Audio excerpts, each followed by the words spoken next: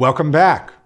This next session is going to be about Serach bat Asher, one of my favorite Midrashic characters. I encountered her first in college when we were exploring different possibilities of who might you fill in as inspiring and moving female characters in the tradition that might be able to be present at various moments of liturgy or ritual, things like the Seder night.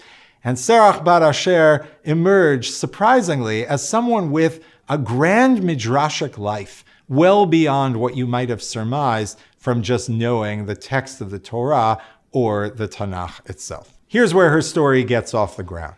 When Yaakov goes down to Egypt, there is a list of all of his descendants who go down with him. They're arranged in order of his sons' names, and you get a sense of the sort of sub-clans that are beginning to form. But there's a surprising name, including in the list of people who go with him. In the midst of the descendants of Asher, one of his sons, we hear about Asher's children, Yimna, Yishva, Yishvi, Bri'ah, all further male descendants, and then Viserach Achotam, and their sister Serach. The list, not only of Asher's sons, but of all of the sons of Yaakov, is mostly made of men. But here we have a standout woman, Asher's daughter, Serach. But even more surprising than her inclusion here is that Serach is also implied to be someone who left Egypt centuries later.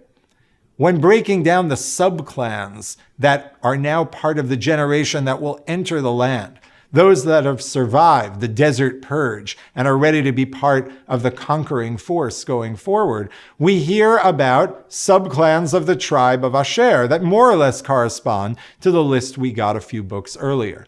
We hear about the sub-clan of Bri'ah and the sub-clan of Chever and Malkiel. But then, V'shem bat Asher Sarach. The name of the daughter of Asher was Serach.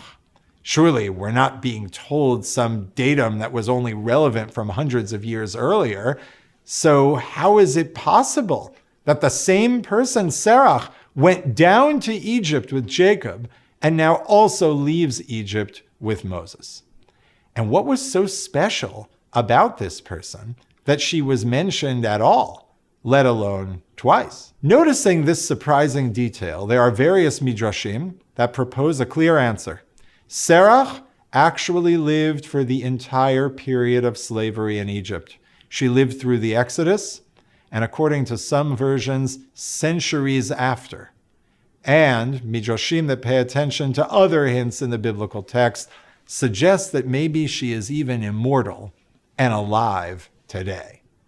It's that last piece, that hint of immortality, that first introduced me to the possibility, maybe when thinking about filling out our personalities at the Seder, maybe the proper companion for Eliyahu Hanavi, for Elijah the prophet, is this immortal version of Serach bat Asher, who somehow finds a way to visit generation after generation with her immortality, stepping into key moments in Jewish history along the way.